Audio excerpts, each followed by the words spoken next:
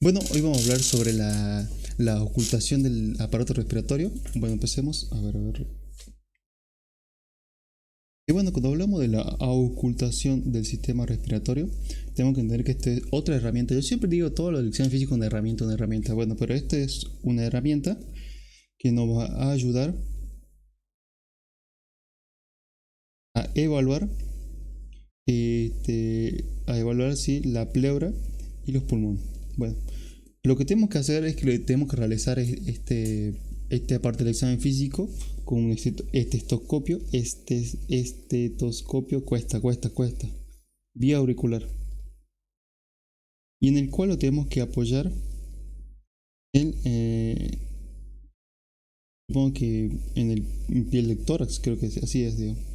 Bueno, ¿qué más tenemos que hacer? Y tenemos que seguir unos pasos a seguir para realizar esto, en el cual el paciente debe estar con la boca abierta y debe respirar tranquilamente.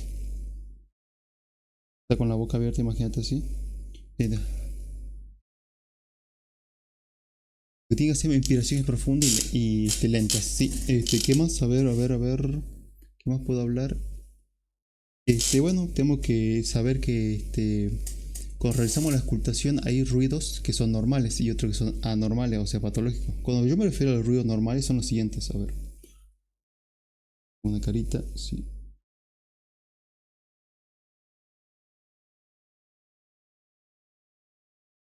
Sí, yo lo dibujemos así.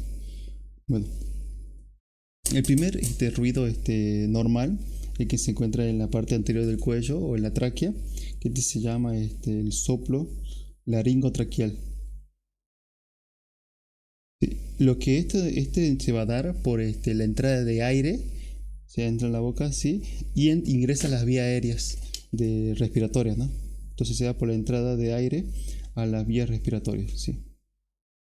Y es un sonido fuerte, que se escucha como cosas así. Y bueno, ¿qué más podemos decir? Eso nomás podemos decir que es un sonido fuerte, de alto tono. Bueno, ahora otro ruido normal puede ser el murmullo vesicular que se encuentra en todas las regiones de los pulmones. Se encuentra en todas las regiones de los pulmones, sí. Pero se lo puede ocultar, que se escuche más fuerte, en decir otras palabras, en los dos primeros espacios intercostales, o sea, estas zonas. Donde se lo puede escuchar también mucho, se lo puede hacer en la región axilar o, imagínate que está de espalda, ¿no? Y acá está en la escápula o omóplato y dice que es por infraescapular, se le escucha también muy bien, digamos, al murmullo vesicular. Es muy importante saber el murmullo vesicular, es de tono bajo y nos indica un estado sano del pulmón. ¿Qué más? Otro ruido importante es la respiración broncovesicular, creo que era así, en el cual se encuentran las siguientes regiones, digamos, puede ser la clavícula y acá está el esternón. Está la clavícula y acá está el esternón. Se encuentra en el manubrio esternal, no sé si llega a ver, se encuentra en el manubrio esternal, este soplo, este ruido, o también puede ser en la articulación, ¿cómo se llama? Esternoclavicular, creo que se llama. Bueno, ¿qué más donde se puede encontrar? Creo que también se encuentra por debajo de la infraescapular derecha. Vamos acá. Acuérdense que el paciente está de espalda, entonces está del mismo lado que nosotros, entonces se encuentra más acá. ¿Qué más podemos hablar?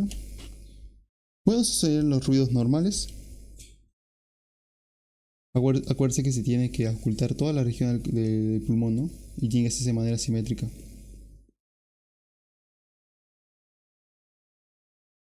Bueno, ahora voy a hablar sobre los ruidos anormales. Cuando con otro ocultamos, no tendría que hacer esto, digamos. Bueno, los ruidos normales pueden ser por alteraciones en el murmullo vesicular, pueden ser por reemplazo del murmullo vesicular, alteraciones cuantitativas del murmullo vesicular, reemplazos del murmullo vesicular, o puede ser por ruidos agregados. Cuando yo me refiero a la alteración cuantitativa del murmullo vesicular, estoy hablando de que si se siente, hay mayor murmullo vesicular o hay menor murmullo vesicular. Cuando yo prefiero esto, si hay mayor murmullo vesicular, estoy diciendo que hay una hiperventilación, o sea, entra más aire. Yo así lo asocié, ¿no?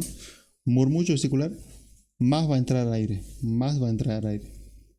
Es así, aumenta el murmullo vesicular. Bueno, una hiperventilación, y acá creo que también se puede dar por la respiración de Kussmaul, que esto sea una acidosis metabólica, en el cual ahí predomina una taquipnea pero prolongada. Creo que así es la respiración de Kussmaul. Bueno, ¿qué más podemos decir? Se da porque hay un mayor ingreso de aire, ¿sí? O sea, una taquipnea. Cuando yo digo que hay una disminución del murmullo vesicular, es que hay una bradipnea, entonces entra menos aire. Y esta murmullo vesicular puede ser por una alteración o por una alteración en la transmisión, ya que por ejemplo en una obesidad va a haber como una capa más gruesa y no va a costar a ocultar esto. Y alteración puede ser, por ejemplo, ¿cuál puede ser acá? Me olvidé, a ver, me olvidé. A ver.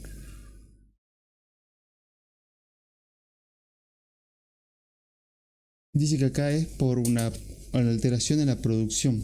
Dice que entra menos aire a los alvéolos y después en caso de un enfisema o una atelectasia. Porque hay una obstrucción del pulmón, se colapsa y no hay sonido. Listo. Después vamos a hablar del reemplazo del murmullo vesicular por otros sonidos. Reemplazo del murmullo vesicular. Entonces, después de un reemplazo del murmullo vesicular, nosotros vamos a ocultar. Y en lugar donde puede ser normalmente el murmullo vesicular, por ejemplo, en el segundo espacio intercostal, y escuchamos, no sé, el ruido que está acá, el soplo laringotraqueal. Eso ya es un problema. Entonces puede ser un soplo laringotraqueal. Es el reemplazo, ¿no?, del murmullo vesicular, que también se llama soplo tubario. Y en el caso que nosotros escuchemos soplo laringotraqueal en el lugar de un murmullo vesicular, eso puede ser por una condensación del pulmón. Un ejemplo de condensación del pulmón puede ser la neumonía. ¿Qué más puede ser por otro ruido que lo sintamos? Puede ser por un soplo pleural. Como su nombre lo indica, es debido por un derrame pleural. Después puede ser un soplo anfórico. Anfórico tiene que imaginarse una botellita, ¿viste? Y cuando soplamos se escucha así. Esto se da por una mayor entrada de aire, como por ejemplo en un neumotórax. No es neumotórax. Hematórax, no, ¿cómo se llama? Creo que sí es neumotórax. A ver. Hematórax. El plural, sí, anfórico, se escucha en un neumotórax, sí, era un neumotórax, sí. En un neumotórax, sí. Dice que acá, a ver, dice que el sonido similar sobre una botella se escucha en el neumotórax, sí. ¿Qué más podemos hablar ahora? Vamos a hablar de ruidos agregados, que puede ser, por ejemplo, una sibilancia, roncus. Sibilancias son silbidos que, por ejemplo, se dan en asma. Roncus se da son ruidos que se dan por aumento de espesor. ¿Sí?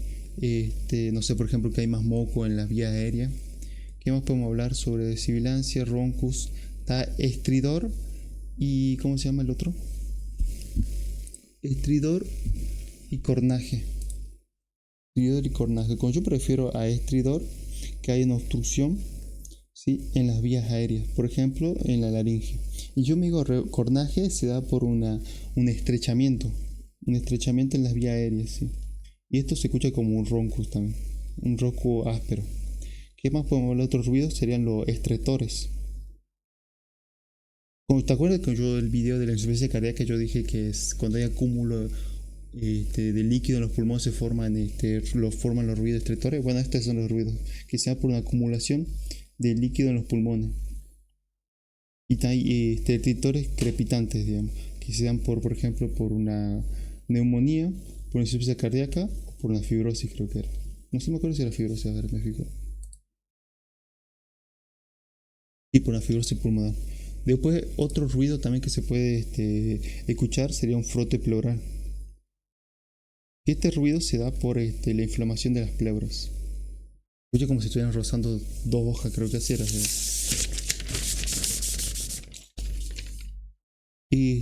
Bueno, ¿qué más podemos hablar?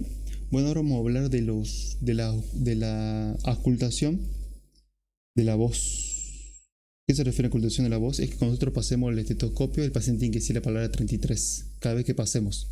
No sé, 33, 33, 33, 33, 33, 33, 33. Y bueno, lo normal es que no se escuche las palabras ni las vocales claramente. O sea que nosotros pasamos y como que no se escuche tan fuerte el 33, 33, 33, 33. Y las patologías son las siguientes, a ver. Las patologías son por una abolición de la voz o del sí, que puede ser por una telectasia, un enfisema o un neumotórax o una telectasia, no sé si la dije. Y después otra puede ser otras alteraciones como por ejemplo la broncofonía, que hay un aumento de la voz pero no de la claridad, como que se escucha más fuerte pero no se escucha tan claro. Después está la pectoriloquia o el pecho que habla, creo que también una vez lo escuché así. Es que acá nosotros al ocultar el que diga 33 escuchamos como muy pero muy clarito, lo escuchamos, digamos, y con onda más fuerte y muy claro, o como si estuviéramos colocando el estetoscopio en la laringe, ¿viste? Como que recién estaría pasando por ahí. Y bueno, también se llama la pectoriloquia afona. Cuando nosotros le decimos al paciente que diga el 33, pero despacito, 33, 33. Y bueno, nosotros lo escuchamos, eso claramente lo escuchamos. Después está la egofonía. Es cuando nosotros le pedimos al paciente que diga 33 y le escuchamos como si fuera una voz de cabra. 33, cosas así es. ¿Qué más? Voz de cabra, sí. Y esto se da en caso de condensación del pulmón, por ejemplo, en la neumonía. Después está la broncofonía, egofonía. No recuerdo qué más, che. A ver, tenía anotado un cosito acá, egofonía, voz anfórica. Ah, la voz anfórica me faltó. Y la voz anfórica, y cuando lo vayamos a escuchar, que diga 33, se escucha como metalosa, como ruido de metal creo que era. Y esto se da también en neumotórax.